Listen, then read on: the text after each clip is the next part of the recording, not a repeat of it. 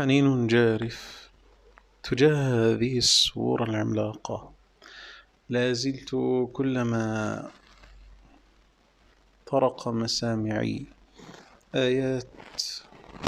آيات من سورة البينة لا أكاد أتمالك، إذ هي زمن الطفولة، ومن أول ما حفظت من كتاب الله جل جلاله.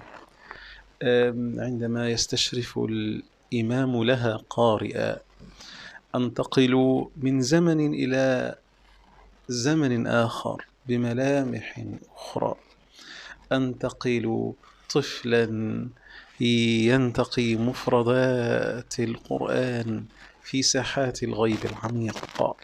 سورة البينة، وإنها هزت وجداني هز في أنفاسي ومدامعي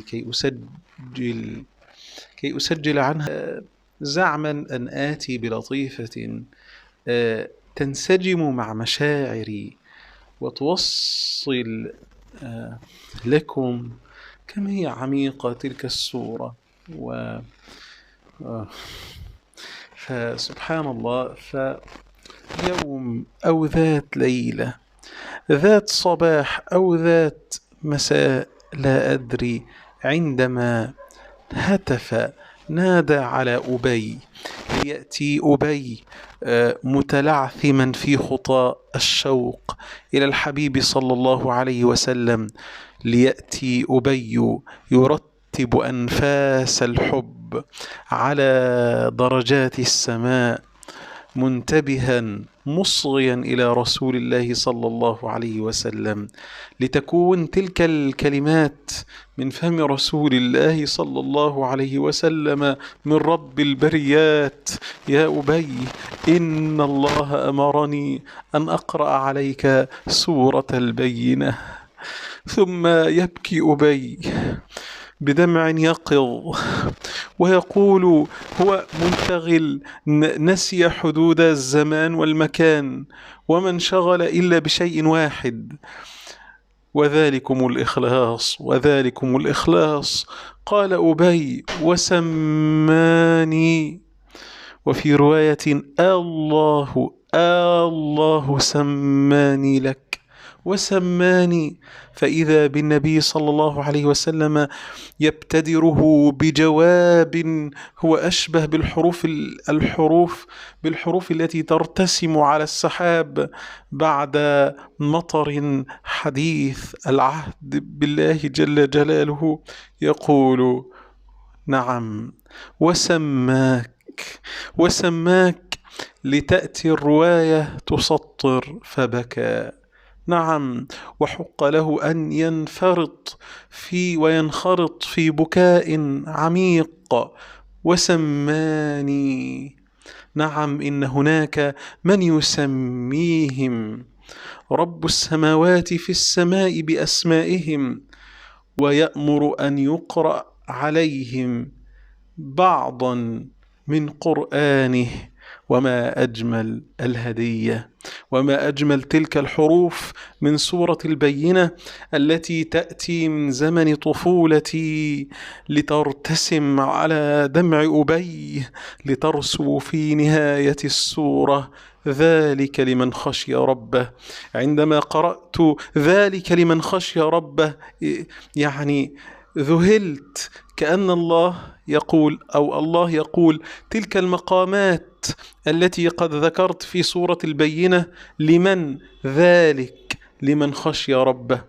يا الله، كأن الله يعرض عرضا جل جلاله ويقول: ذلك، نعم، كل ذلك لمن ملك الثمن برحمة الله. ما الثمن؟ خشية. ذلك لمن خشي ربه. وكان العجيب أن تكون الخشية هي المهر. يا الله، عندما تخشى الله بالغيب، عندما تخافه خوفا لا خوف مجرد، وإلا ما كان خشية، وإنما خوف مع تعظيم، مع إجلال. عندما تغلق أبوابك وأستارك، تذكر أنه يراك جل جلاله. عندما تغيب عن أعين الخلق فتذكري أن الله يراك، وما يغيب عنه من حالنا مثقال ذرة، وما يعزب عن ربك من مثقال ذرة في الأرض، نعم جنبات الأرض والغابات بل والبحار والمحيطات، لا لا لا، ولا في السماء، ولا أصغر من ذلك ولا أكبر إلا في كتاب مبين. ثم يأتي القول: ألا إن أولياء الله لا خوف عليهم ولا هم يحزنون. الله، ما أجمل تلك البشارة! سبحان الملك العظيم.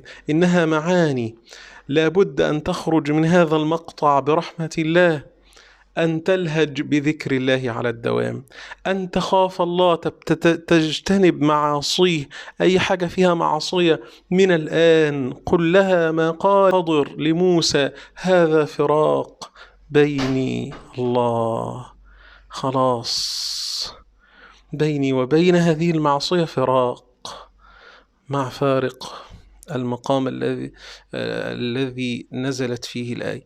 هذا فراق فراق فراق، لن نلتقي بعد اليوم أبدا. صلاة الفجر في المسجد سنلتقي دوما. كل المعاصي، الصور التي على جهازك، ذلك لمن خشي ربه، امسحها حالا حالا حالا. أي صور لامرأة، أي صور لنساء، امسحها حالا. المواقع السيئة التي التي يدمنها البعض حالا تمسح تمسح تمسح، ونبتعد عن الهاتف ونمسك بالقرآن. قرار بداية حفظ القرآن على يد أحد أهله من الآن. سأحفظ القرآن بتفسيره لأعيش تلك الرياض وتلك المعاني. سيكون شعار الحياة: لعلك ترضى، رضا الله جل جلاله. قولوا بألسنتكم: اللهم بارك في عاصم. قولوا، قلتم أعطه ما يريد. قولوا. قناة يوتيوب دكتور عاصم إسماعيل، مقطع فجعله غثاء أحوى، التفسير بتاعه كان قيم جدا أمس، ولعلي أبحث عن من يتابعني بصدق وينشر المحتوى الذي يتحدث عن السماء ولا علاقة له بالأرض ولا بدنيا الناس. السلام عليكم.